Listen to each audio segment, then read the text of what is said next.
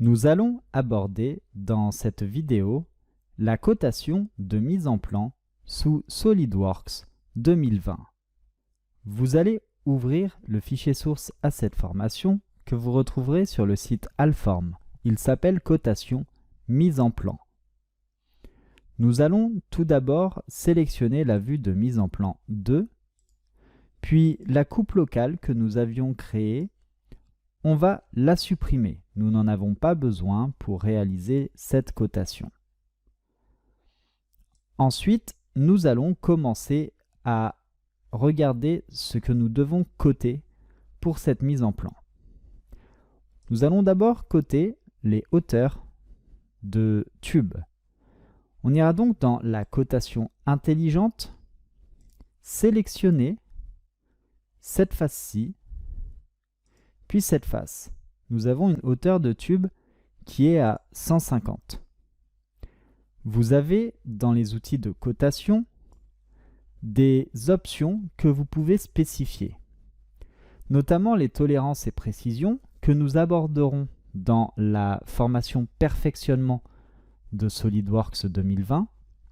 Et vous avez également la possibilité d'ajouter du texte. Là, le fait de mettre entre crochets comme ceci dim, eh bien, c'est qu'il va prendre la dimension de la cotation.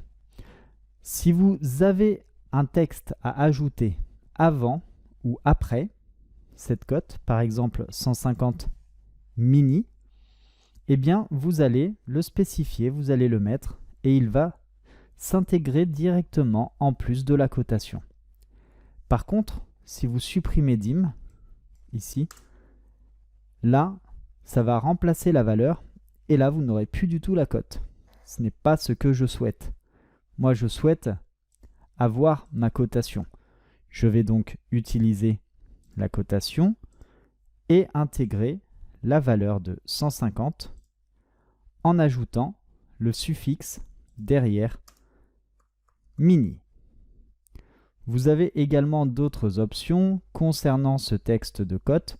Vous pouvez le sélectionner, vous pouvez le centrer, vous pouvez même ajouter un diamètre si vous le souhaitez.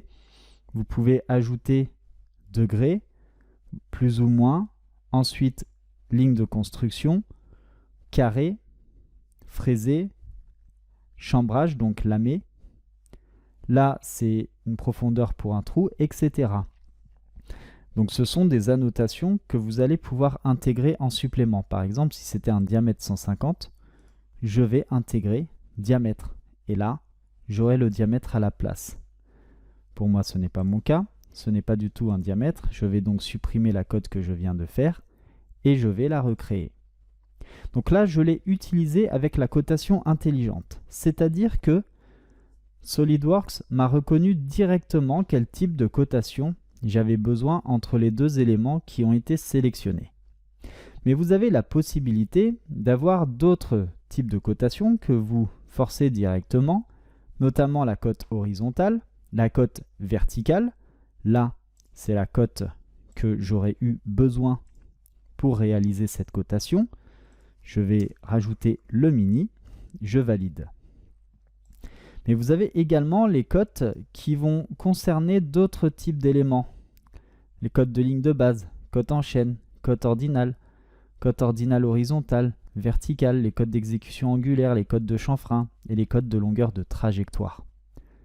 Donc ce sont exactement les mêmes types de cotes que vous allez pouvoir retrouver dans les esquisses sous SolidWorks lorsque vous dessinez une pièce.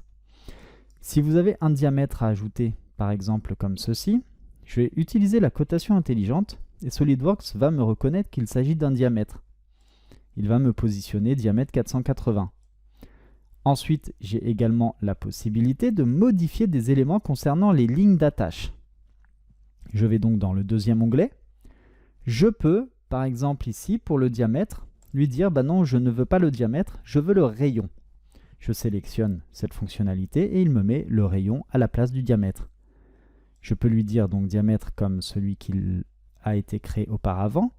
Je peux lui dire que je le veux en linéaire. Donc alors là, la petite différence, c'est que vous pouvez visualiser que d'un côté j'ai une flèche et de l'autre côté je n'ai pas la flèche.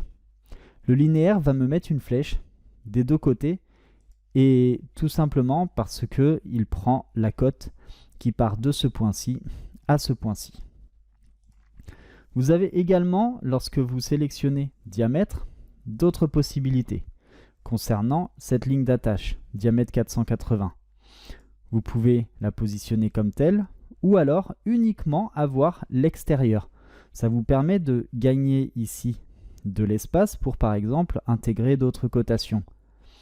Également, vous avez la possibilité de le mettre en extérieur, en intérieur, donc là vous retrouvez les deux flèches à l'intérieur, et intelligente, c'est-à-dire qu'il prendra celle qui sera la plus adaptée pour votre vue. Ensuite, vous avez la possibilité de spécifier toujours des lignes de cassure et puis position personnalisée du texte. Vous pouvez personnaliser la position qui concerne votre texte. Par défaut, elle est ici. Elle est directement continue sur le texte et alignée. Là, on va la briser et on va la mettre à l'horizontale. Et là, vous allez avoir un point supplémentaire qui va s'afficher et vous allez pouvoir le gérer. Soit vous pouvez le mettre aligné comme ceci au centre de votre ligne de cote. Alors, voilà la petite différence au-dessus de la ligne de cote. Là, elle est cassée et là, elle est alignée sur la ligne de cote. Puis vous avez d'autres options. Vous pouvez modifier les unités. Vous avez la possibilité de ne pas utiliser la police du document et d'aller chercher un autre type de police pour cette cotation, etc. Donc là, on va utiliser cette cotation. Alors concernant par contre la ligne d'attache, je vais la mettre comme ceci. Et puis, je vais sélectionner ce type de cote. Alors, je vais utiliser celui-ci comme ceci. Et je vais valider. Je peux ensuite sélectionner la cote et puis la repositionner à l'endroit souhaité. Maintenant, je vais coter l'intérieur.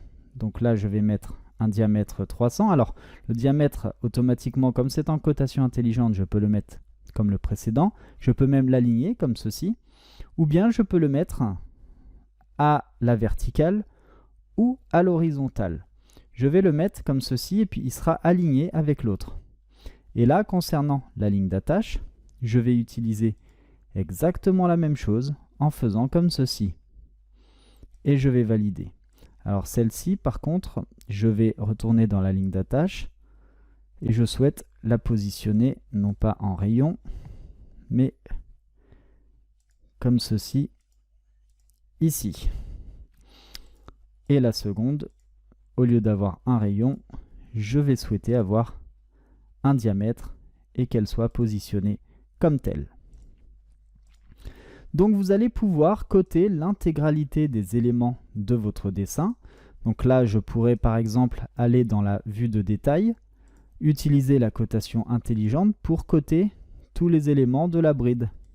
Là, je vais mettre 30 mm. Alors attention, il se peut que vos cotes se positionnent un peu loin lorsque vous allez les créer, mais vous pouvez les resélectionner et ensuite les repositionner. Et vous avez également la possibilité d'aligner ces cotes. Par exemple, je vais ici coter en intelligent et je vais aligner cette cote avec la première. Bon, alors là, ce n'est pas utile puisqu'elle va être par-dessus. Mais par contre, si je sélectionne cette cote et que je souhaite qu'elle soit en face de l'autre, j'ai la possibilité, comme vous pouvez le voir ici, de les aligner. Concernant ces lignes de cote, si je souhaite avoir les flèches sur l'intérieur, je pourrais revenir dessus et les forcer sur l'intérieur, de façon à ce qu'elles ne se superposent pas et que ce soit bien plus clair dans la cotation de mon dessin. Donc là, je vais vous laisser réaliser la cotation de l'intégralité de ce plan, maintenant que vous savez utiliser les outils de cotation. Et nous allons ensuite enregistrer sous ce document. On va l'appeler cotation finale mise en plan. Comme ça vous permet de garder le fichier de base pour vous exercer. Eh bien, je vous remercie d'avoir suivi cette vidéo et je vous dis à tout de suite pour la suite de cette formation.